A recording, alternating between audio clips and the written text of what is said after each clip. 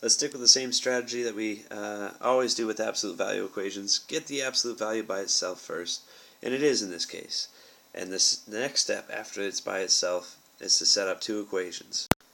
One equation is as if the absolute value doesn't exist, and then the other equation is if the side that does not have the absolute value is all set to negative. So you'll notice I changed the sign on both these numbers because I distributed a negative sign to everything. I changed the signs of everything on the other side for my second equation. So I'll skip through the steps of solving this so we can get right down to the answer here. We've got two answers.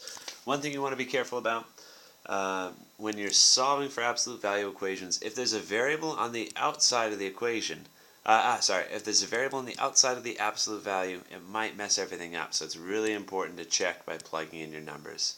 Okay, if you plug in -4/5 right in here, as a decimal you'll get 8.8 or 8 and 4/5 on the right side, and 8.8 on the left side. So this one checks out.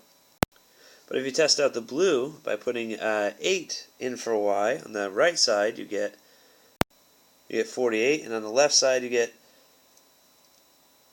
-44. So those don't check out. So that's why if the variable is outside of the absolute value sign, be careful. Make sure you check both solutions. In this case, there's only one.